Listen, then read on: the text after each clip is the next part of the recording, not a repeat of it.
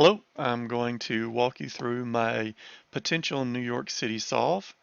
I'm going to be using image 12 along with verse 10 in the shadow of the gray giant.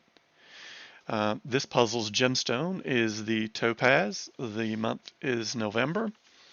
We have the time at 11 o'clock. The flower she's holding is the chrysanthemum, and the immigration group here is going to be Russian. So the image is broken into three sections. The upper portion is the window, then the middle section is the lady, and then we have the water elements at the bottom. How do we know this is New York State? So if we take an image of the state of New York and we turn it and orient it north and south, we can see that it matches her dress all the way up to sort of the arm areas of her robe or her dress. Now, if we look at the water elements on the right, we'll see a buffalo for Buffalo, New York.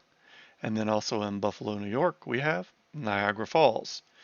If that doesn't get us to the state, you can look down a little further in the water and you can see the NY, which tells us it's the state of New York. So now that we're in New York, how do we get to New York City? Well, obviously the lady imagery represents the Statue of Liberty. And then we have the immigration building with its domes on the spires there. If you look closely in the blue area that's representing the water, you'll see two islands, which is Ellis Island and Liberty Island. So now that we're sort of in New York City, where do we go? So if we look at the overall image, it has an arching shape. And if we look at the Manhattan Bridge, we'll see that very similar arch. So if we look at the map of Manhattan, it's sort of reflected in her sash, the long area depicting that. Also in the center is the image of a tiger. That could also be representing Central Park Zoo. We have three water droplets and the topaz, which I believe represents four of the boroughs, with Manhattan being the fifth. On the left of the picture, we have the World Trade Center, which is very iconic. On the right side, we have the clock, which could be representing Times Square. Up above, we have the iconic imagery of the eagle head on the Chrysler Building.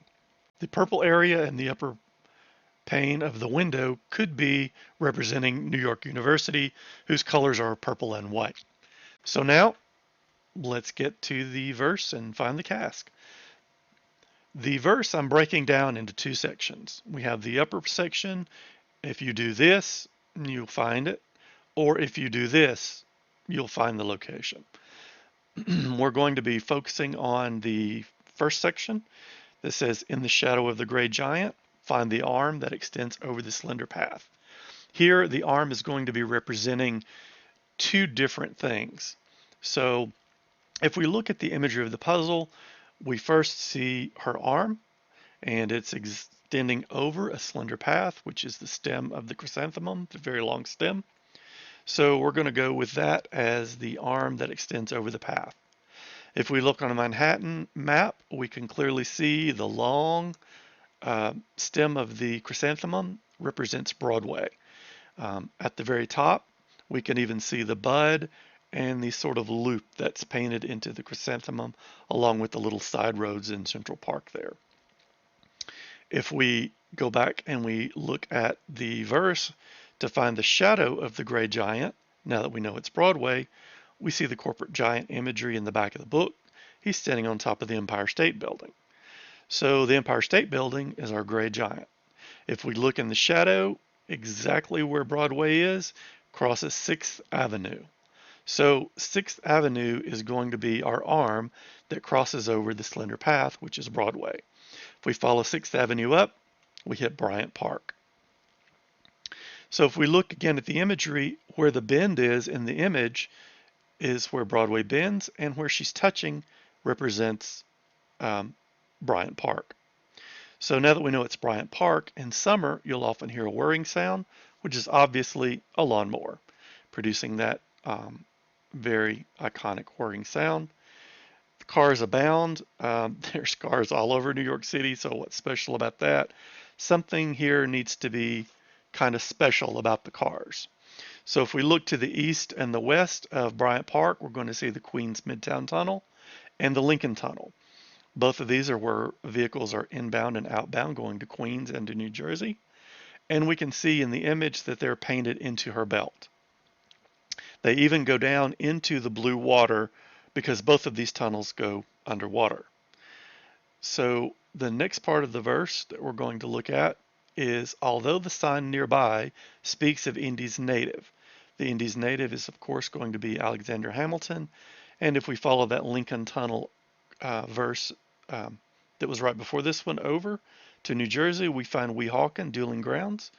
And the sign that speaks of Alexander Hamilton and Aaron Burr having a duel, that plaque was removed in the 80s and they've carved it into the stone. So the natives still speak of him of hard word in 3 volumes. The natives being, of course, the local New Yorkers. The hard is capitalized here, so that's a proper work here. So if we're talking about Bryant Park, we are talking about his namesake, William Cullen Bryant.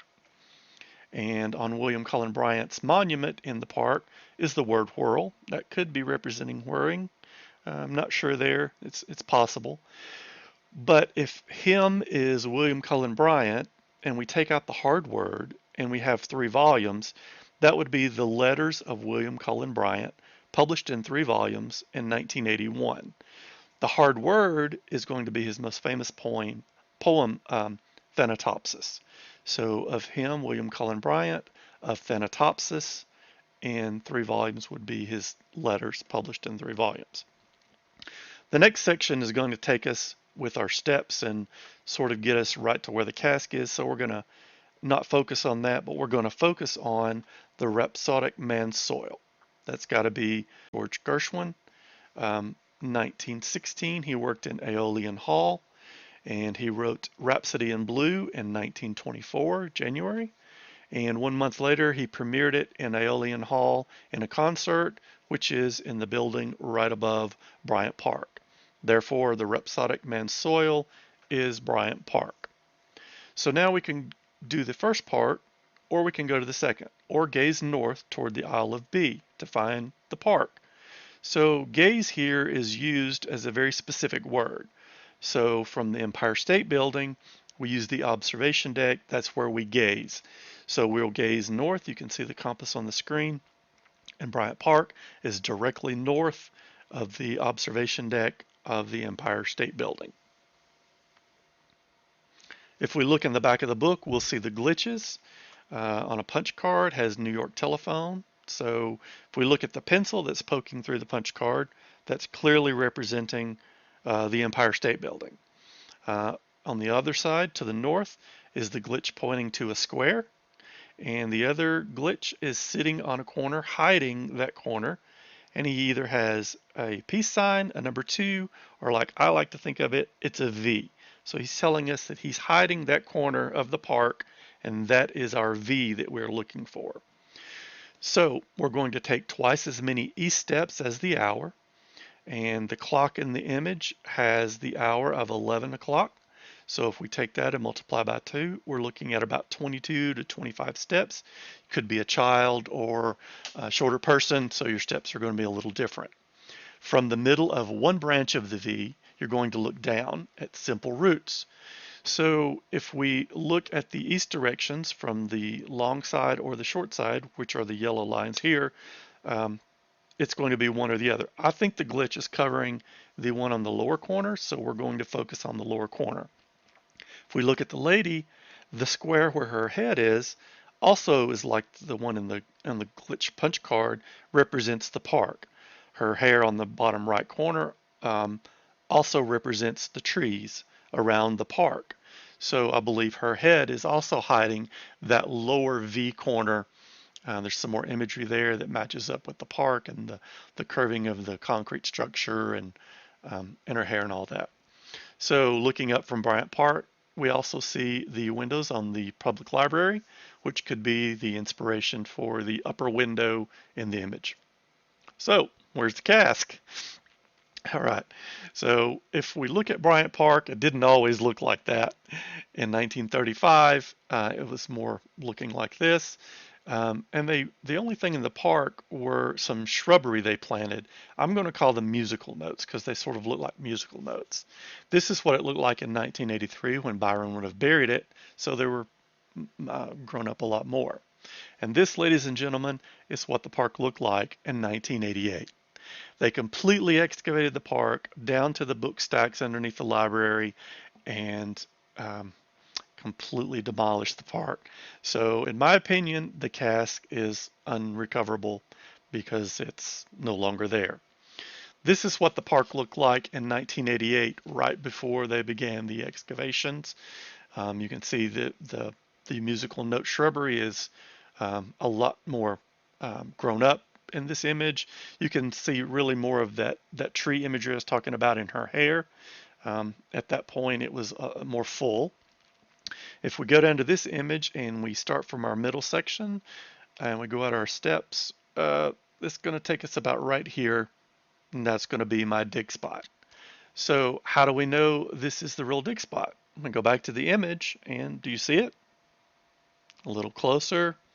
Do you see it? Right there in the center is the dig icon, which is the imagery of the shrubbery, those musical note shrubberies, right there. You can see the curve, you can see the ball, um, and if we put it side by side with another image, you can actually almost see a white arrow pointing, and there's a sort of a darker blue dot to the side of it where I put my red X. There's also a shadow line which the artist painted into it, which I believe represents the line that you walk. So matching up the green line, whereas you're walking east 22 to 25 steps. The red X is of course the dig spot. And ladies and gentlemen, that is my solution for New York City. I thank you for watching, and I hope you enjoyed it. Um, I, I have a couple of more solutions potential that I'm working on that are very much like this for San Francisco and St. Augustine. Have a great day.